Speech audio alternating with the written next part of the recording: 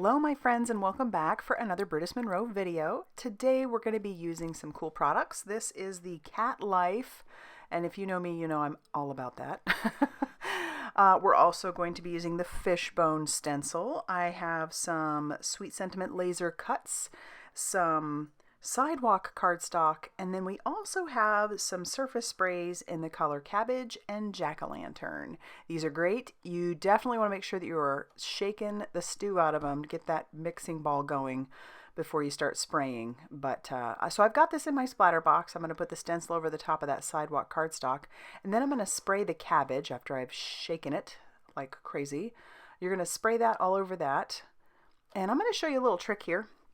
After I've sprayed, and I've obviously sprayed a lot because I want to make sure it gets through that stencil, and there is going to be, it's not going to be a super crisp image, but that is okay.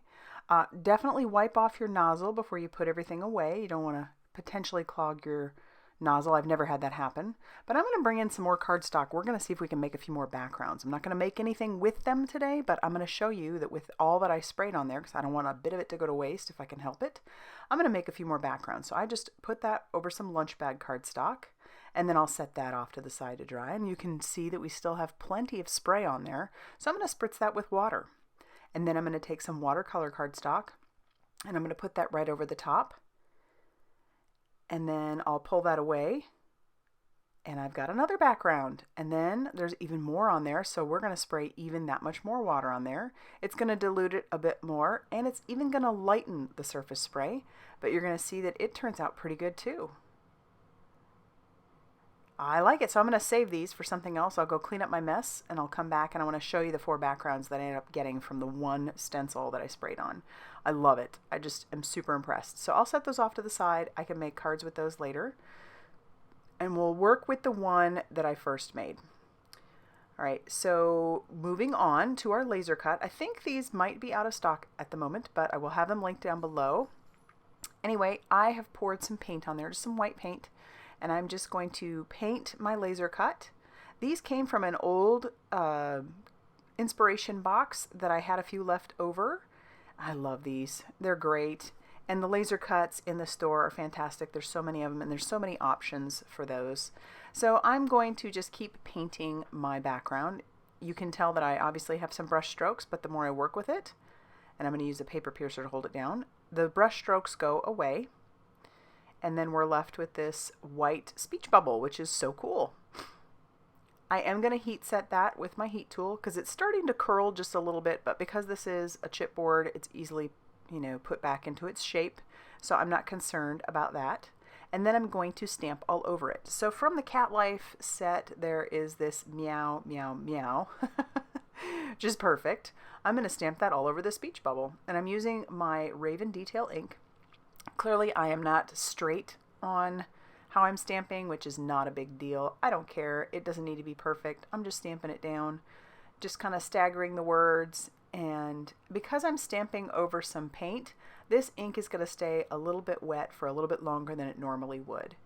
But we'll fix that too. So I'm stamping that meow, meow, meow all over that speech bubble. And then we're actually going to take the speech bubble and we're going to cover it with some Icicle embossing powder, which is just a clear embossing powder by Brutus Monroe. And because it's clear, I don't care if it gets on the background. So obviously I didn't use a magic powder bag or anything like that. And it's kind of neat because it'll give this texture to it as well. So I've stamped that all over. I've covered it with the Icicle, and I'm just going to heat set that till that is smooth and melted, and I love how that looks. So it's got this really nice little shiny bit. It adds texture, and it's a lot of fun. So there it is. And I'll pick up my mess, and then I decide I want to add some splatters to my background. So now that this is fairly dry, I'm going to take the lid off of my jack-o'-lantern surface spray and then just splatter that all over that background. And then I'm going to stamp my little kitty onto some cardstock with my detail ink. And then I'm just going to use my alcohol markers to color these in. And surprise, surprise, I'm not coloring this like a Siamese. I know, those of you who follow me and know me, you're probably shocked. But I just really wanted to go with the orange. So I'm kind of covering him like Heathcliff. I don't know if you remember him. All right, so a little side story.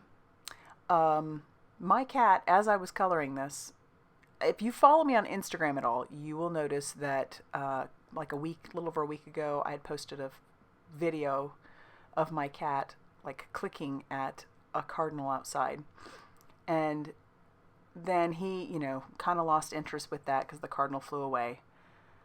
And then later on, I hear this thing right outside my office door. It's like zzz, zzz, and I look around and there's Max. He has gotten a wasp. I don't know how the wasp got in. I'm assuming it was because my husband was smoking some meat, so he was going in and out.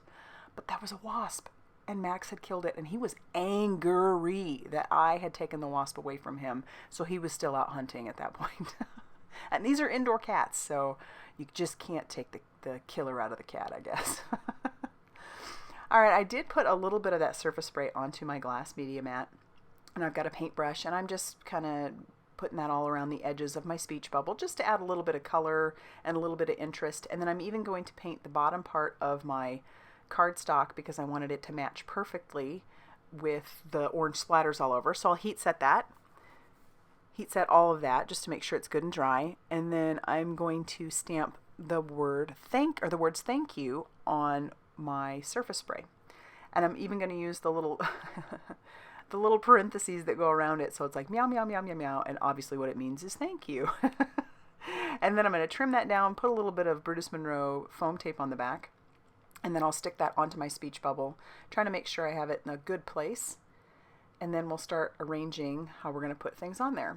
I put some foam tape behind my cat, and just going to peel off all the release paper on the back of that. And then we'll get our card base ready. Our card base is some Not Your Mama's heavyweight cardstock that I scored at 4.5 or 4.25 inches. This is a side folding A2 size card. And then we'll use some liquid glue to adhere down our card panel to our card base. And then we're even going to use that same liquid glue to adhere down our speech bubble. I love that sidewalk cardstock because it just gives this little bit different than white. It's just a little bit subtle, and so that our speech bubble is really going to pop on there, especially with the orange. And then we'll put our little kitten down below. And now it just sort of looks like he's floating, so I did decide to make a ground just using some Hickory Smoke Distress Oxide ink on some cardstock. And then I will heat set that till that is dry. And then I'll use a little bit of liquid glue. I'll put some at the bottom of my card, the top of my panel, and then I'll stick that down, and then I'll trim off all of the excess. So now it looks like he's just sitting there and not just floating. But I'll put that into my guillotine trimmer so that I have a nice even cut, because I don't always cut straight. All right, and then we're going to stamp our cat on the inside, and I'm going to use that leftover piece of the gray for some ground on the inside. I'll put that down with some liquid glue and trim off the excess. But that is going to do it, folks. There's our card, a fun little thank you from the cat. If you liked this video, please hit the like button and subscribe if you haven't already done so. And as always, thank you so much for stopping by.